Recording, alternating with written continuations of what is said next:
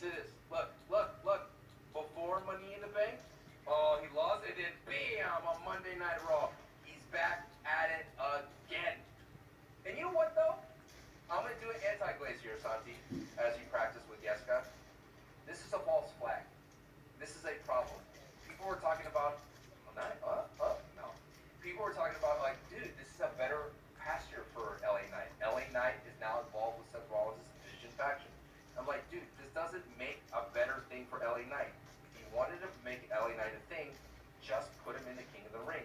Don't have him feud with Seth Rollins, because you know what ends up happening, Santi? He's not going to benefit from this feud in any way. Only Seth Rollins will benefit from LA Knight's rub. There's not going to be an opportunity for LA Knight to grow from this no, he looks like it's dead. Okay, so he landed upside down, but he still landed on me. But that's the point. Dude, what the LA fuck? Knight and Roman Reigns and the Bloodline, you would think, like, oh my god, that is the top of the top. The best storyline in wrestling. The best dominant faction of the modern era. Working with LA Knight, an organic superstar. Wouldn't that be the best kindling to grow that fire? Was it? Yes. Did it happen? No. And I feel that's what's going to happen today. Did you knock a cord? Did you hit something? Because now Discord's going crazy. No, you're good. I'm good. The thing about it is, this is where it's going to happen. LA Knight is not going to benefit from this feud with Seth Rollins' faction. He's just going to be another notch on that belt. He's going to go back and forth. He's going to have his moments. My only one inkling bright spot moment that I'm holding on to is that Triple H finally booked the baby faces to look strong and look smart and intelligent. The very end of that Monday Night Raw with a banger of a King of the Ring. Banger King of the Ring qualifier. Sheamus versus Rusev? By God. Give me more of that, brother. Rusev Day chance in 2025?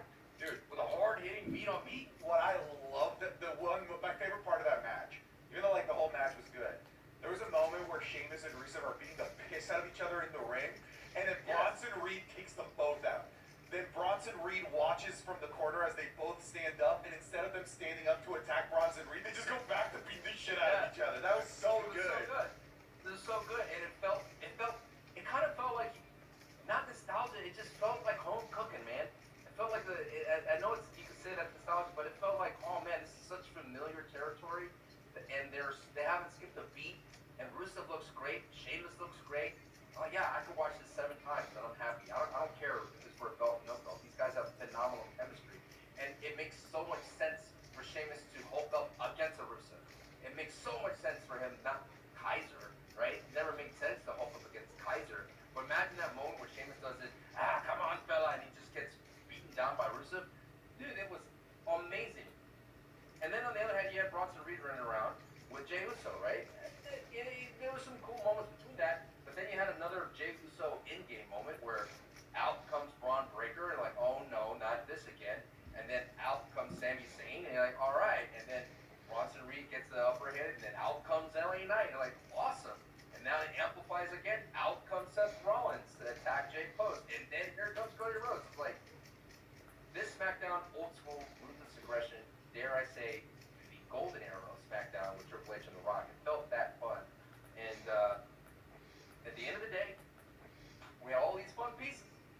But I think LA Knight's going to be, once again, holding the door for everybody to let them get inside that building.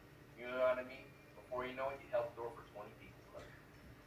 Yeah, because right now, I think there is eventually going to be Seth Rollins versus LA Knight, but LA Knight and Seth Rollins didn't even get to have an interaction throughout all that. It is right now Seth Rollins against the mini bosses of the faction right now, Bronson Reed and Braun Breaker, which just doesn't quite feel like the vote of confidence that we're all hoping that LA Knight was going to get, like in an actual program with Seth Rollins. Because even when he gets into this program with Seth Rollins is already looking at bigger fish. He's already having face-offs with other people. So LA Knight is just kind of like the guy that you feud with until Seth Rollins goes out to have his big man against the CM Punks, against the John Cena's, against the Cody Rhodeses of the world. And LA Knight, once the dust settles, will just be back at ground zero. I'm with you here. I agree. And it hurts me to say it. It pains me to say it. And people are like, well, what about LA Knight and that awesome segment with John Cena, which I did glaze earlier? It was just a clever way to get LA Knight to the ring for his match, qualifying match with Randy Orton. They do it all the time on SmackDown. Someone's paying a promo, person comes out, they have a little little interaction, another person comes out, then the third person in that match comes out, and then we get the fourth match introduction after commercial and the match starts. This is a clever way to bring in LA Knight without having to do his music and his poses. It's facts. It's true, man. I will say from that match, kind of bummed that Brock